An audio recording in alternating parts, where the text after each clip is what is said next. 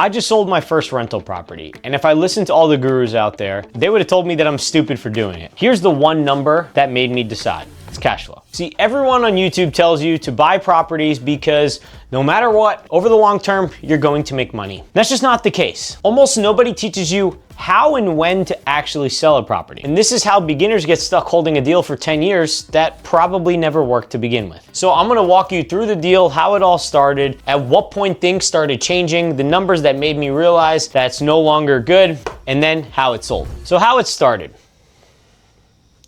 We bought this property in Little Rock, Arkansas for $56,000, and it was a duplex. And you're probably like, a duplex for $56,000?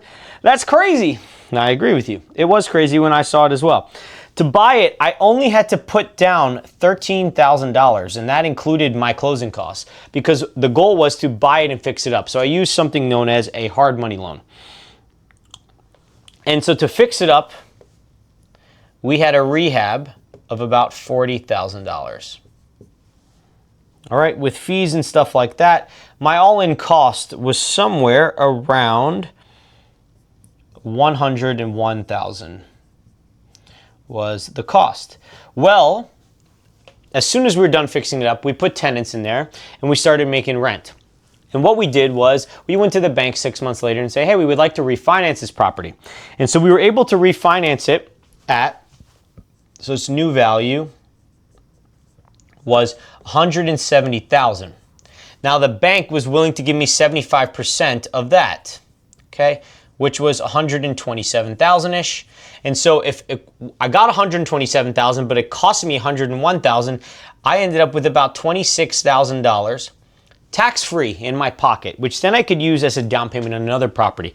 So right now, as this property's starting, and also it's cash flowing about $350 a month. Okay, so I'm making $350 a month and it's giving me $26,000 in equity. This is a steal of a deal. Okay, and so then I just took that money and I put it in my Baselane account. Baselane is an integrated banking and bookkeeping platform designed for real estate investors. It's meant to help make your rentals more passive. We all invest in real estate so we could be hands-off. Baselane notifies you the second rent payments come in so you don't need to check your account every day. You can have all of your accounts in one place by property and have your transactions automatically tagged so you can save potentially weeks of time for tax season. This month, if you sign up and deposit $500 of your rental income into that account, you will be entered to win $10,000. Click the link in the description below to sign up and enter. So it started great. But of course, I wouldn't have sold it if it stayed great, right? So let's talk about what made it change along the way.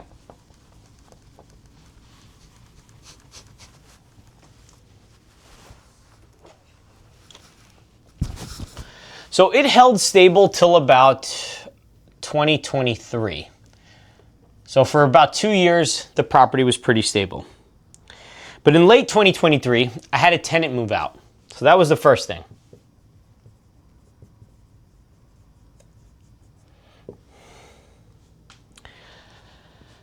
And I started, the property management company said that they were marketing it. But 6 months went by and they couldn't get a tenant. And we had just rehabbed this thing right before. And so I'm like, what's going on? Why can't we do this? And I kept calling them and emailing them every few weeks and I would get no response. So of course I started freaking out a little bit because the property management company stopped responding. And I don't live in Arkansas. And I've been talking about how investing remotely is what you need to do. And so finally I got in touch with someone around mid-2024. They had fired the person that had worked there or they left and they never replaced them for that time period. So I was calling an office that didn't really have anyone in there because they only had one person in this quote unquote office.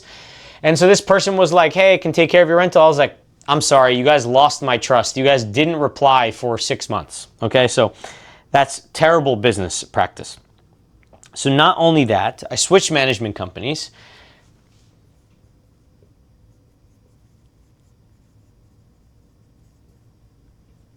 And around this point still, I was still against ever selling your rentals because like I just want to keep accumulating and getting more properties, right? But This same year, the property taxes and insurance went up about $400.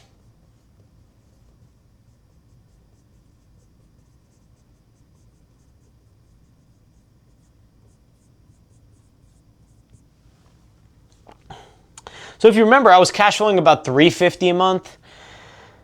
So this increase in my property taxes and insurance wiped out all of my cash flow. So now, even if the property was rented perfectly and I had great management and there were no fixes that needed to be done, I still would not cash flow on this property. It was cash flowing a small amount, like $100, but a very small amount. And the other thing is, when I bought this property in this area, I thought it was improving. When I had went to the area, I saw that there were different things being built around there and it was close to downtown, so I figured it would start being built up. But I was wrong. The area did not improve. COVID hurt it, okay? So the area didn't improve. The tenant moved out. I had vacancy for a long period of time. Management killed me, and the property taxes and insurance all went up, okay?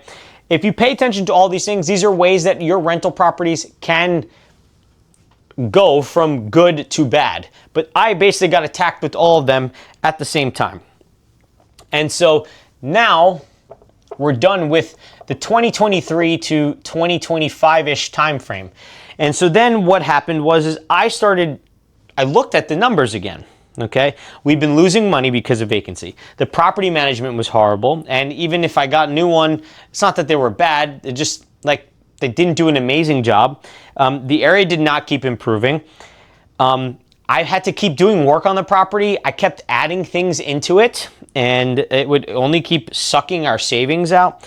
And it was the only property I had in Arkansas, so I had to have a separate tax filing and a separate foreign registration just for doing business in Arkansas, and just for this one property that was losing us money.